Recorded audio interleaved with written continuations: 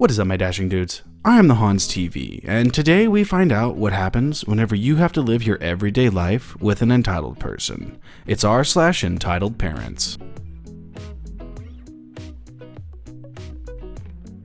Our first push for the day comes from Turbo Thebot. Entitled aunt does not agree with our no visit policy. This is my first post here, so I hope it fits. First, for a bit of context. My fiance and I have been together for a few years now. She's pretty close to her mother's sister, who never liked me for some reasons. We had our first child a few weeks ago. We both agreed that we won't allow any visits for the first few weeks, for her to rest a bit. We talked about this with our relatives during pregnancy, and everybody seemed to agree. But after birth, her aunt decided our decision was not her taste. Here's the discussion I had with her over text. I hid names and personal info, and also translated from French. Hello, this is with the utmost pleasure that I announce you the birth of our daughter 2 days ago. Thanks everyone for all of your support, and you will all be welcomed as soon as we are settled at home. Congratulations! The entitled aunt chimes in. What? She was born 2 days ago? We didn't even know she went into labor. Yeah, you knew we wished to stay us three for the beginning, but if you want, we can have a short video talk. My daughter will soon wake up. That's not how it works. We are her family. She needs us. We are coming to see her. We don't want a phone call. We want to be here. No, she certainly does not need you. Right now, she needs rest and calmness. Coming to the clinic will be a waste of your time. That's not up for you to decide. We are on our way, and please be gone by the time we are here. I don't want you around when I am with my niece. Well, that's not gonna happen. I will stay with my wife and my daughter, and you won't come up, because nurses won't allow you through reception, and won't give you the room number. But you will be more than welcome to come when my wife is better. You are a toxic man. You can't cut her from a family like that. I will have a word with her parents. Don't care. We just FaceTime them, and even though they wish to be there, they respected our decision. You should really follow them, and let your niece rest, and respect her a bit more. You don't have any right to speak to me like this. You can't forbid her to see her family. At this point, I stopped responding. In the evening, one of the nurses told her that she had come and went crazy, and at that point, the police were involved to make her leave. We invited her along with our close relatives 1 week after we get back home. When she did arrive, she didn't address a word to me, rushed to me and snatched my daughter from my arms, waking her up, and just spent the 2 hours telling us how we were wrong with everything we did to our child. How the presents she got were crap. No need to tell, she brought nothing. Not that I was waiting for anything. At the end, my wife's parents did end up asking her to leave because she was just being mean to us. OP, that aunt is not entitled to any of the time of that child. Only you and your wife are. Like, she is absolutely insane and deserves to be in prison. Good day. Our next post comes from a name that I cannot say with a straight face. Tentacles and Cupcakes. My baby doesn't wait in line. So this is nothing compared to 99% of these stories, but it makes me roll my eyes every time. The elementary school bus stop is across from my house, and there are a lot of kids there, like 10 to 12 every day. They are actually mostly well behaved and line up nicely when they see the bus coming, except when the entitled mother brings her kid, a kindergartner. They wait in the car until the bus is coming. She takes him by the hand and walks up to the bus and cuts in front of the whole line every time. I wonder why this lady doesn't want to teach her child how to be a polite member of society. This kid is going to get a rude awakening when mommy stops bringing him to the bus when he's a few years older. These kids are going to go all Lord of the Flies on him. I would love for a second inside this entitled mother's mind. My little Jimmy is much more important than your children. He's never gonna have any hardships in life. Actual life hits. Mom, what the hell? Our next post, which is a bit of a roller coaster, comes from FML Amley. Entitled Dad calls me racist when I don't let him into a no entry room, and aggressively grabs at my chest for my tag to let himself in. Our cast for the story is Entitled Dad and his kid. Today was an opening evening for parents at school. And for some reference, I go to a grammar school, so it gets quite busy on these days. And many students often get asked to help out, which included today. I got asked to take around Entitled Dad and Kay on a tour around the school, which would take 2 hours if I took the allocated route. The school is really big. When I was about to take them around, he said that he only had 15 minutes to spare and asked me if I could take him around in that time. I told him that I would not be able to take him to many places. We eventually narrowed it down to the bottom floor of the main school building, though he got really annoyed and impatient that we couldn't explore more than that in 15 minutes. Anyway, we got through most of the bottom floor until we reached the end of a corridor. At the end of this was the entrance to the art section. However, there were exams going on in there, and it was strictly forbidden for students, especially the parents going around the opening evening, to go in there in case of disrupting the people doing their exams. ED asked me if we could go through there, and I said politely that we couldn't. Then he suddenly got really mad, saying, "There's other people in there. You're not letting me in because I've got darker skin than you. All you white people are so freaking racist." ED was Asian, not much darker than me anyway. I'm 25% English, 25% German, and 50% Bangladeshi.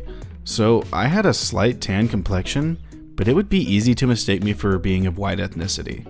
I kept as calm as possible and politely explained, "I'm sorry that you feel like that, but I have no prejudice against anybody based on their natural appearance. Please do not make such assumptions. I would feel inclined to say that you're slightly racist yourself, speaking about white people as a collective and grouping us all into this negative category that doesn't fit all of us.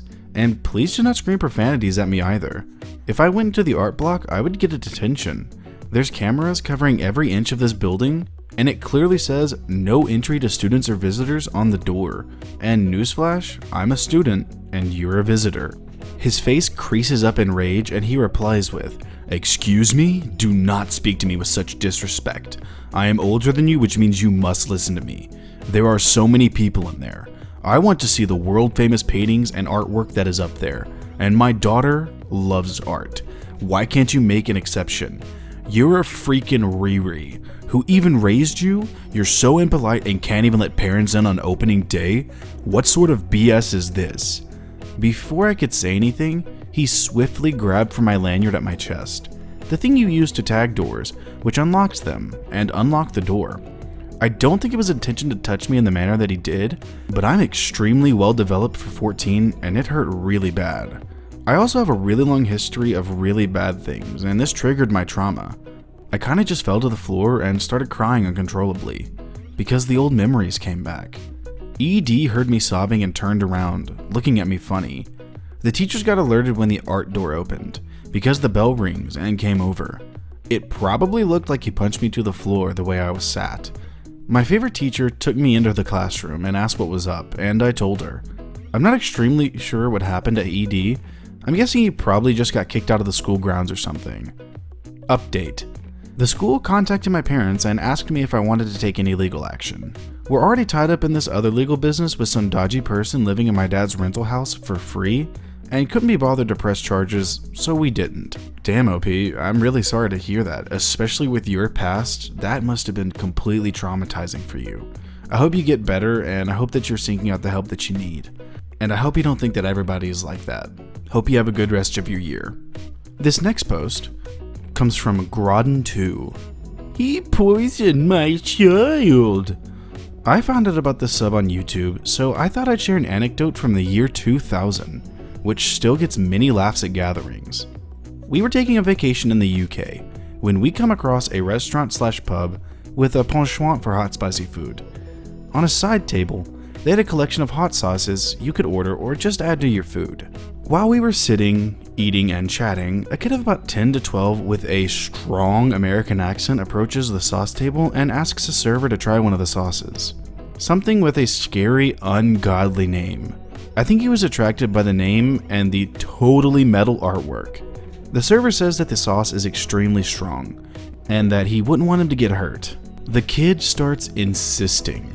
The server can't even reply before from one of the nearby tables comes an "Excuse me?" in the same accent the kid was using. A very overweight, but not obese, woman swivels on her chair and approaches the scene while saying, Is it the custom here to refuse service to paying customers?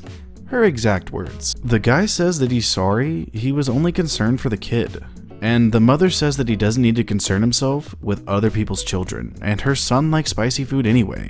The poor guy tries again to explain that the sauce, damn, I swear I remember the name until like 5 minutes ago, is not merely spicy. But the mom cuts him off with a, "Fine, I'll have a taste then, you won't object to that." He says of course not, and even hands himself a Kraft stick dipped in the sauce to her. They return to their table and the server returns to his job.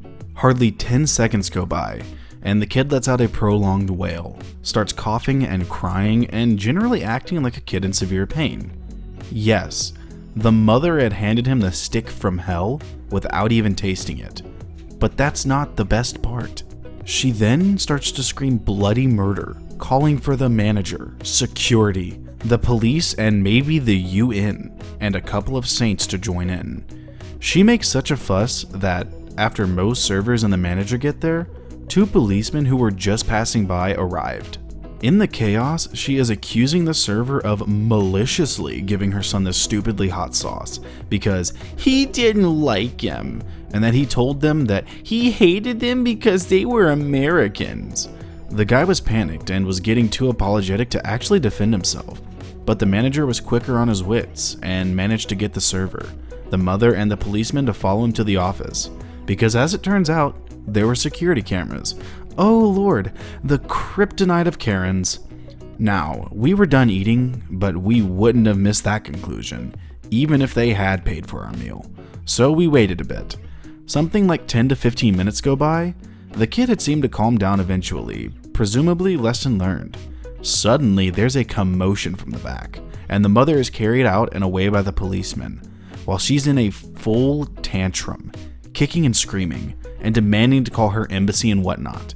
The poor man, who I assume was her husband, gets on his feet and tries to calm her down and to understand what's happening. The 2 policemen explain that after reviewing the tape, she grabbed that very VHS tape, yes, they were using VHS, from the office desk and smashed it over the policeman's head, who had simply asked her why did she lie about something that serious. I then noticed that one of them had a bump/scratch on the side of his forehead, and thus she was being arrested, or detained. I'm not from the UK and don't remember exactly. Just how stupidly entitled can you be to smash a cop on the head with the very evidence of you lying to them? Karen, "This man assaulted me." The manager, "Oh hey, we actually have video of what happened so we can tell if you were lying or not." Karen, I'ma head out. Our final post for the day comes from the Prime Memester. Karen screams at my dad for parking in a disabled parking on a motorbike. So, my dad has a BMW S1000RR, beautiful bike by the way, and has chronic back pain. Forgive me if that's wrong, I'm not sure what it's called.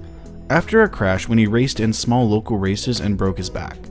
Luckily he isn't paralyzed and he can still walk, but he has a disabled ticket.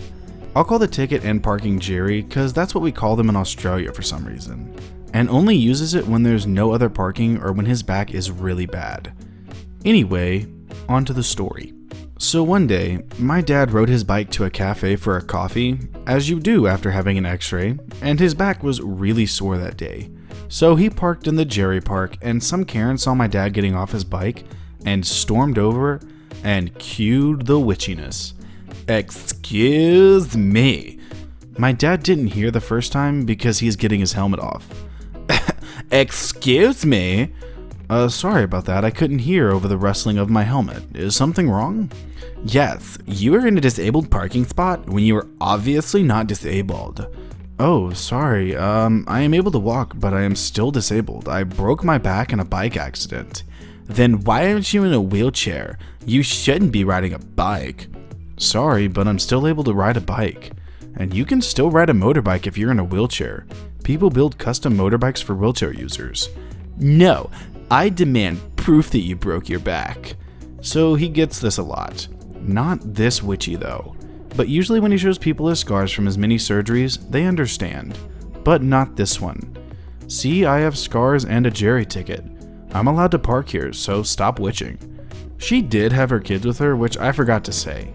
How dare you swear in front of my babies? Park somewhere else, you're setting a bad example for them.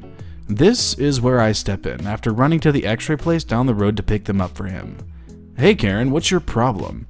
This man is parking illegally, call the cops. Why should I? By this time, I figured out what this was about. Because you are a child, and you should listen to adults. Okay, listen. This man is my dad, and no, he is not parking illegally. I have his x-rays proving he is allowed to park here, so leave him alone. After I show her the x-rays, she's just standing there dumbfounded, and she just gathers her kids that started pressing buttons on my dad's bike. Sorry about the anticlimactic ending, but it was weird though.